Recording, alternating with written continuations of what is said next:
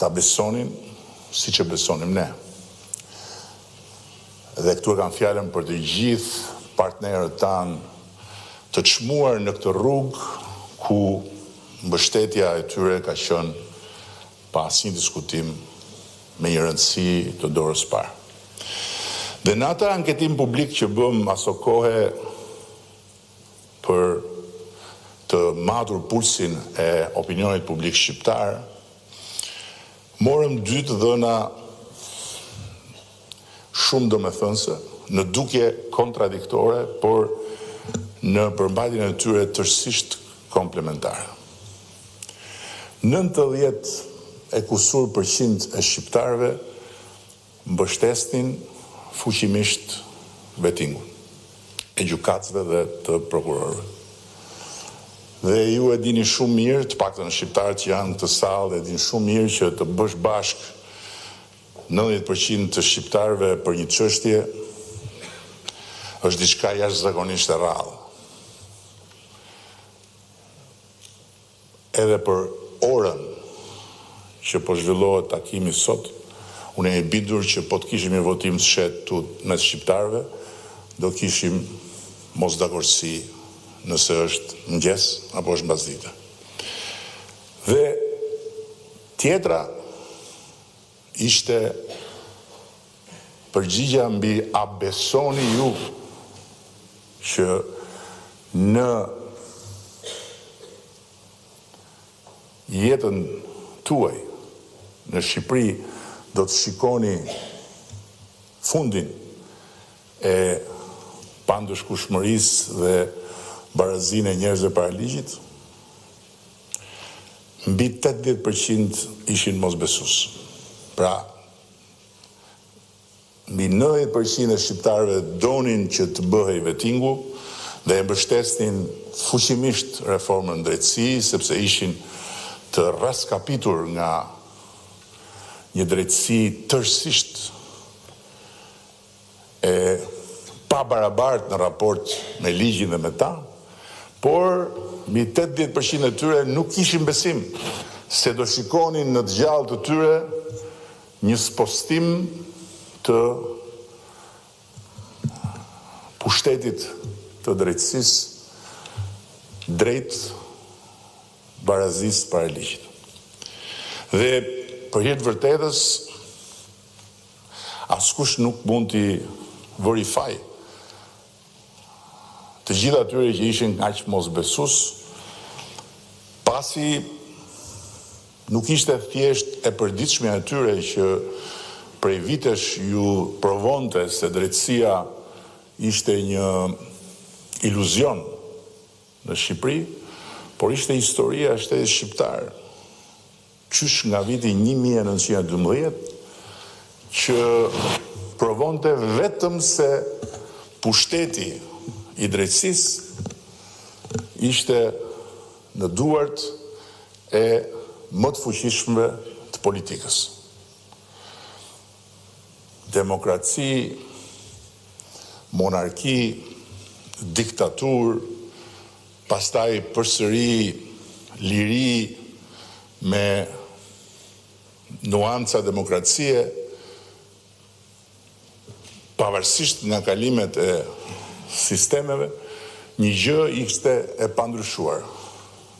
Shpata e zonjës drejtësisë, që është e pandar në çdo statuj të vogël apo të madhe që simbolizon drejtësinë, ishte e palëvizur në zyrën e të parit të qeverisë.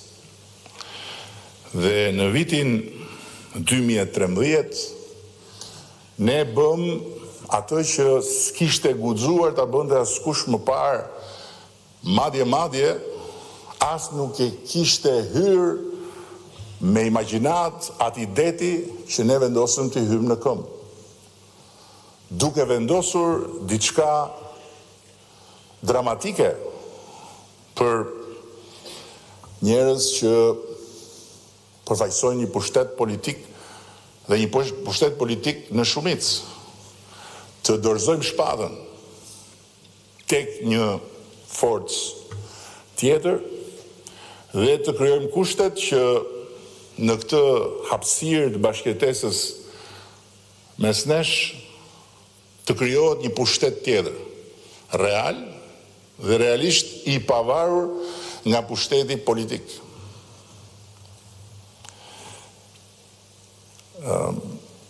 Në një libër që ka bërë Buj edhe që studiohet vimësisht, i cili është bashk autorsuar nga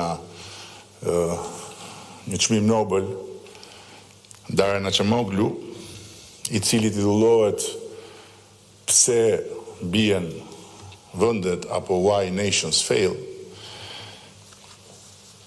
sillet një shembull ndër të tjerë i një vendi të ndarë në mes nga kufiri mes Shtetit Bashkuar dhe Meksikës. Njësoj si të ndajnë mes një qytet mes Shqipërisë dhe një fqinji. Të njëjtët njerëz, e njëjta traditë, të njëjtat zakone dhe dy realitete totalisht të ndryshme. Në njërën anë të kufirit, gjithçka funksionon, në anë tjetër të kufirit asgjë nuk funksionon. Në njërën anë të kufirit, kopshte, shkolla, shërbim shëndetësor